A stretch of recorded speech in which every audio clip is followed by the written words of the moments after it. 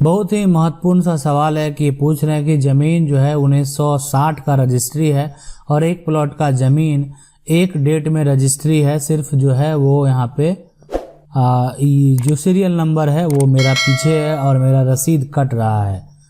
एक डेट में अगर रजिस्ट्री है और आपका रसीद अगर आपका पहले हुआ है तो आप ही का मान्य होगा, और मेरा रसीद कट रहा है, जमाबंदी कायम है, खतियान भी बन गया है और उस पर मेरा आधा में कच्चा का मकान है, आधा में पक्का का मकान है, खतियान पर और सर्वे पर्चा पर भी मकान जो भी है। दूसरी जो पार्टी बोल रहा है कि नक्शा कम है, पुराना वाला और नया में ठीक है, और उसी पुराना नक्शा को लेकर बोल रहा है यह मेरा ज़मीन है, और उसके पास जो है नहीं ओरिजिनल के वाला भी नहीं है, नकल दिखा रहा है और हाल फिलहाल में जमाबंदी बना है। देखिए, अगर आप सबसे पहले जो ज़मीन लिखवाएं उसका रसीद कटा रहे होंगे। दूसरी चीज़ है कि आप खतियान उसको मेंशन कर सकते हैं। खतियान में अगर पुराना में अगर जो भी होगा पुराना जो खतियान होगा, ठीक है, पुराना खतियान में अगर ज़मीन सही में कम होगा तो मान्यता हमेशा पुराने का ही होगा और पुराना नक्शा का ही होगा। ये मान्यता न्यायालय में होगा, मतलब ऐसा नहीं कि किसी अधिकारी के पास जाएंगे। तो अधिकारी के पास अगर जाएंगे तो आप वही मान्यता होगा जो नया में है, और न्यायालय में वही मान्यता होगा जो कि पुराना है। मतलब पुराना अगर किसी भी तरह का सुधार है तो अब मामला जो होता है वो डायरेक्ट, मतलब आपको किसी अधिकारी के पास नहीं जाना, कोई अधिकारी आपके लिए नहीं बैठे हैं जो उसका सुधार करेंगे। तो हर प्रोसेस को क्लियर करके ये मामला जो होता है ये सिविल के पास यानी न्यायालय में आपको सिविल कोर्ट में जाना होगा। तो ये प्रक्रिया जो है इस तरीके से होता है। तो इसमें लेकिन आप समझ लें, आप भी वेरीफाई करा सकते हैं। आपने रजिस्ट्री कराया वो बात सही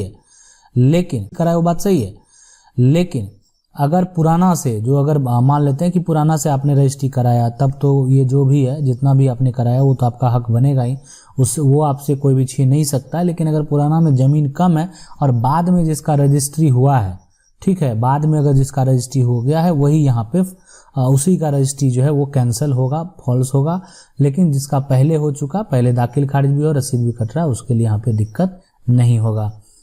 चलिए अगला सवाल देखते हैं। अगला सवाल है, पूछ रहे हैं ये सर जी मेरे दादा है ना, नीलंबर ठाकुर जी पूछ रहे हैं, सर जी मेरे दादा जो है समय का ज़मीन है, उसको दोस्ती में 1 डिसमिल मिला था, लगभग 80-85 साल से उस पे जो है कच्चा घर है और अभी भी उसका खतियान भी नया वाला मेरे दादा के नाम से है, दाखिल खारिज रसीद भी कट रहा है। अभी ज़मीन वालों का जो है पोता बोल रहा है कि घर हटवाओ, सर मुझे क्या करना चाहिए। देखिए, अगर आपका जो है यहाँ पे उस समय जो भी होगा, मतलब अगर आपका समय के ज़मीन है उसका जो है दोस्ती में 1 डिसमिल मिला था, तो अगर 80-85 साल से ऊपर हो गया है। और दूसरा चीज़ देखिए, एक चीज़ होता है ना कि अगर उनका पुराना खतियान में होगा और सर्वे का कोई आधार नहीं होगा, ठीक है, तो भी अगर आप मामला कोर्ट में भी जाता है तो आपको एक इस बात के लिए जो उस ज़मीन से जुड़े हुए लोग हैं, अगल बगल के लोग हैं, उसको आपको गवाह तौर पर जो है लाना पड़ सकता है कि गवाह मैंने रखता है उस चीज़ों के लिए, ठीक है। दूसरा चीज़ है, अभी तो हटाने का कोई सवाल ही नहीं होता है जब तक कोई न्यायालय का आदेश ना हो, आप समझ सकते हैं इस बात को। और अभी तो कोई हटाने का सवाल नहीं होता, रसीद आपकी, जमाबंदी आपका। तो आपको अगर ऐसा लगता है कोई जबरन करने का प्रयास करता है तो आप CO और SDO को दोनों को एक साथ आवेदन कर सकते हैं इस बात के लिए, ताकि नोटिस होकर उस पर जो है उससे पूछताछ किया जाए, तो आप यह कर सकते हैं। अगला सवाल ये पूछ रहे हैं कि जो पृष्ठ संख्या होता है और जमाबंदी संख्या में क्या अंतर होता है। देखिए, ऑनलाइन जब आप एक तरह से करेंगे तो आपको ये जो है पृष्ठ संख्या और जो एक तरह से यहाँ पे है भाग संख्या जो है आपको वो वहाँ पे दिखाया जाएगा, ठीक है। तो इसलिए दोनों में अगर अंतर बात करें तो देखिए, डाटाबेस में उसको रखने का एक तरीका बना दिया गया कि एक आदमी का जो है मान लेते हैं जो पृष्ठ संख्या 10 है और भाग संख्या मान लेते हैं 222 है, ठीक है, 222 है, तो ये दोनों हो गया, लेकिन उसका जमाबंदी संख्या अलग होगा। अब ये ऑनलाइन करने के बाद आपको जो है जमाबंदी संख्या जो पटवारी कर्मचारी है उससे जाके आपको लेना होगा, ठीक है, वो चीज़ है। और अगर मान लेते हैं आपका पहले से कोई जमाबंदी चल रहा है तो उस पर भी आप इसको करवा सकते हैं। ये एक दाखिल खारिज प्रक्रिया जब ऑनलाइन होता है तो डायरेक्ट जमाबंदी जो है क्रिएट ना होके ये दो यहाँ पे भाग संख्या और जो पृष्ठ संख्या है वो यहाँ पे डाटाबेस में क्रिएट होता है।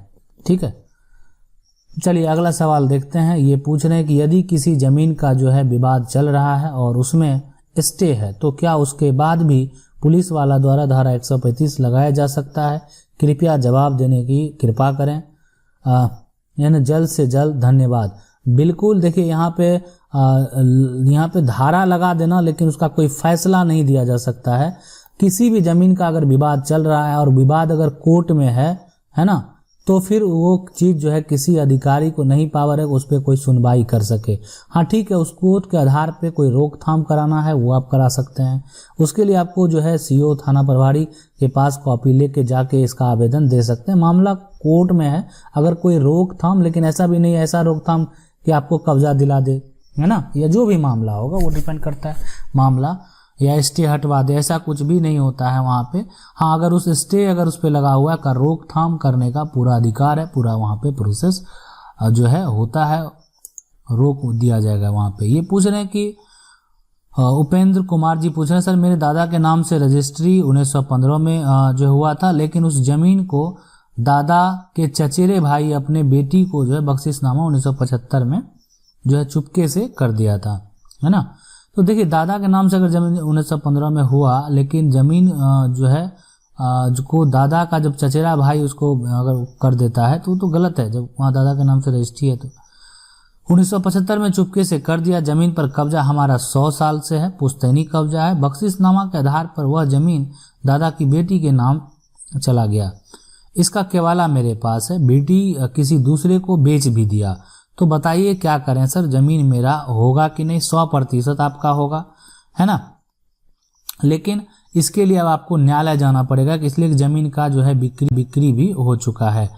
आप न्यायालय में सबसे पहले जो उनका जो बख्शिशनामा करने का उनको अधिकार था या नहीं था, वो इसलिए कि जमीन जो है एक तरह से रजिस्ट्री हुआ, तो उस पर जिनके नाम से जो है बनाया गया, अगर वो दादा अगर नहीं भी होंगे तो जो उनके वंशज होंगे वो करेंगे, और जो भी उनका जो है चचेरा भाई हैं उनका अगर जो भी वंशज होगा, बेटी होगी तो बेटी के द्वारा, और जो भी ज़मीन खरीदा है उस सब पे नोटिस जाएगा और उसको जवाब देना पड़ेगा कि ये जो है गलत तरीके से हुआ। और दूसरी चीज़ है कि अगर जो है पुश्तैनी कब्जा भी है और वो ज़मीन दूसरे के नाम से चला गया, जिसको बेचा गया अगर वो कब्जा भी कर लिया, ठीक है, तो वो कब्जा आपको नहीं करने देना चाहिए था। फिलहाल उससे पहले केस फाइल कर देना चाहिए, लेकिन अगर कब्जा नहीं हुआ तो उसका कहीं ना कहीं आपको एक बेनिफिट भी मिलेगा आगे अगर कोर्ट में मामला। लेकिन ये सब प्रक्रिया से अगर आप उसको हासिल करना चाहते हैं तो मामला सबसे बेस्ट जो है वो कोर्ट ही होगा।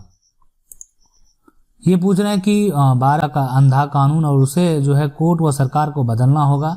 ये कानून गलत फैसला है, बाबा साहब अम्बेडकर ने दिया अधिकार का अपमान है और इंसाफ करो, न्याय मिलना जरूरी है। भूमि माफियों कब्जा करके बैठे हैं।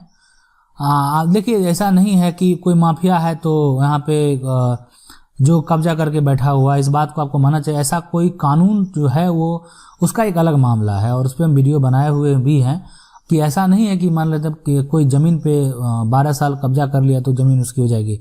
आपने इधर अगर मान लेते हैं जो है इंडिया में जो देखे होंगे कि जो कानून राम मंदिर का जीत जो हुआ, तो वो मामला कितना साल पुराना था, है ना।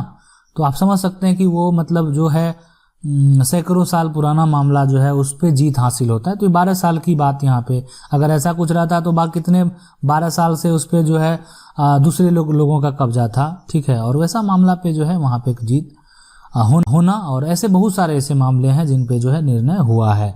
तो इसलिए एक तरह से ऐसा नहीं है कि मतलब अगर वैसा कोई कब्जा का प्रूफ मिलता है, एक वास्तविकता मिलता है, तो कोर्ट के द्वारा जो है न्याय दिया जाता है, न्याय वहाँ पे मिलता है।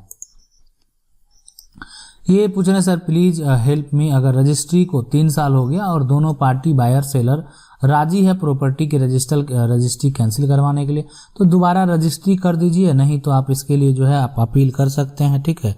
रजिस्ट्री को कैंसिल करवाने के लिए आप इसके लिए डीसीएल कोर्ट में फाइल कीजिए, लेकिन जो है ज़्यादा बेहतर यही होता है कि एक बार जो रजिस्ट्री हो गया ना, एक होता है कि चलो गलत तरीके से बेचा गया, वो दूसरा है कि रजिस्ट्री हो गया, सबको रजिस्ट्री को मान भी रहे हैं, और उसको अगर आप कैंसिल कराना चाहते हैं, ठीक है, तो कैंसिलेशन का भी प्रक्रिया होता है और इस पर हम एक स्पेशल वीडियो बना देंगे ताकि पूरा आप अच्छे से इसको समझ पाएँ। बाकी एक ये भी तरीका है कि अगर कॉस्टिंग वो करना चाहे तो फिर दोबारा आपसे रजिस्ट्री करवा ले, ये भी एक प्रक्रिया होता, ये भी एक प्रक्रिया होता।